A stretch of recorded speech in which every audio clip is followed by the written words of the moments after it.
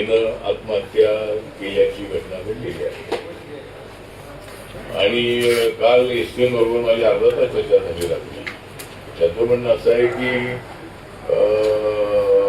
ती मुलीची आत्महत्या झाली, त्यामध्ये मर्डरची केस लावा अशी मागणी आहे, म्हणजे 302 लावा.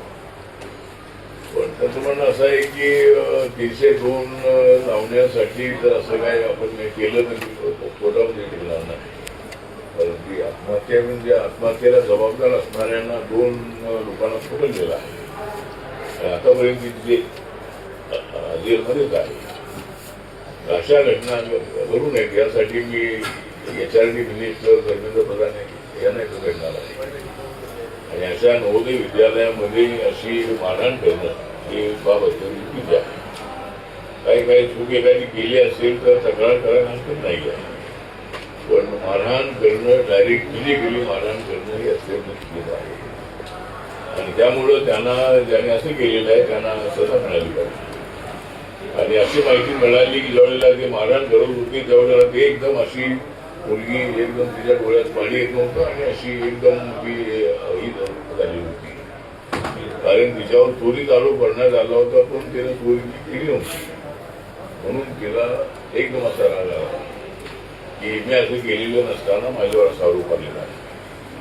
आणि म्हणून तिला रात्री उशिरा त्या डॉक्युमेंटरीमध्ये अनेक मुली पण होत्या. तिनं रात्री उशिरा त्यांनी फाशी लावून घेतलेली आहे. आणि आज मी त्याच्या कुटुंबाला भेट देणार आहे. त्यानंतर त्याला अॅट्रॉसिटी ऍक्ट लावण्यात आलेला आहे. आणि 4 लाखाची मदत आमच्या समाज कल्याण खात्याच्या वतीने त्याला त्याच्या दिली आहे. अजून मुख्यमंत्री फंडातून काय पैसे मिळतात नाही, मी मुख्यमंत्र्यांना पत्र लिहिणार आहे. मुख्यमंत्र्यांना बोलू आहे. आणि अशा घटना पुन्हा घडू नये यासाठी प्रयत्न होणं आवश्यक आहे. आणि माननीय शिवराज पाटील साहेब आज आमच्यामध्ये नाही. त्या अधिवेशनाच्या काळामध्ये आम्ही दिल्लीमध्ये असल्यामुळे इकडे येतात नाही, पण आता त्यांच्या कुटुंबियांना मी जाताना भेट देणार आहे.